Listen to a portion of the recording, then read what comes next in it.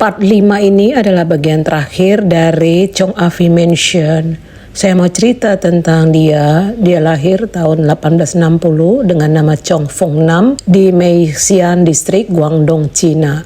Dia juga dikenal sebagai Chong Yao Hian. Dia datang dari keluarga yang miskin dan sederhana di Cina.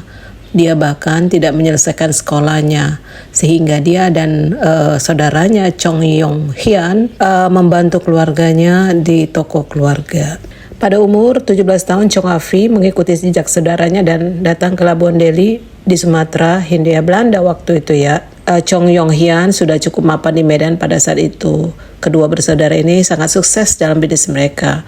Mereka juga menjadi sangat berpengaruh karena mengembangkan hubungan dekat dengan penguasa Belanda pada saat itu dan Kesultanan Delhi, serta para pengusaha Tionghoa di Sumatera dan sekitarnya. Pada akhir hayatnya, bisnis Chong Afi meliputi real estate, pertambangan, perbankan, kereta api, kelapa, tembakau, teh, karet, kelapa sawit, dan perkebunan tebu. Pada tahun 1911, Chong Afi diangkat sebagai Major Tionghoa, Major der Chinesen, menggantikan saudaranya yang telah meninggal untuk memimpin komunitas Tionghoa yang berkembang di Medan. Karena kemampuan yang luar biasa dalam bekerja sama dan membawa banyak kedamaian bagi komunitas, Chong Afi menerima beberapa penghargaan kerajaan dari pemerintah kerajaan Belanda, termasuk penghargaan Orde van de Oranje Nassau.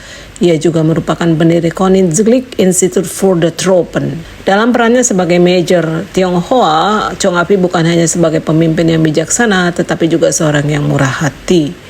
Ia berkomitmen untuk memberikan sebagian kekayaannya kepada komunitas di Medan secara keseluruhan. Chong Afi menikah 3 kali. Istri pertamanya Nyonya Li berada di Tiongkok. Pernikahan keduanya adalah dengan Nyonya Chu dari Penang, dan mereka memiliki 3 anak. Namun, ia menjadi duda setelah istri keduanya meninggal. Istri terakhirnya, Nyonya Lim Ko Yap, berasal dari Binjai, Sumatera Utara. Ia berusia 16 tahun ketika menikah dengan Chong Afi yang jauh lebih tua. Chong Afi meninggal pada tanggal 4 Februari 1921 karena stroke. Pada hari pemakamannya, ribuan orang berbaris di jalan atau berjalan di belakang peti matinya untuk memberikan penghormatan terakhir kepada filantropis dan pemimpin besar ini. Saat ini keturunan Chong Afi tinggal di seluruh dunia sesuai dengan filosofi inklusifnya. Keturunannya menikah antar ras, antar budaya, antar agama. Mirip dengan rumah besar itu sendiri, keluarga ini juga merupakan perpaduan dari 3 budaya, Tionghoa, Melayu, dan Barat. Itu ya cerita mengenai Chong Afi Mansion. Kalau kalian ke Medan, silakan untuk mengunjungi Chong Afi Mansion. Bye-bye semuanya, sampai jumpa di Madam Traveling berikutnya.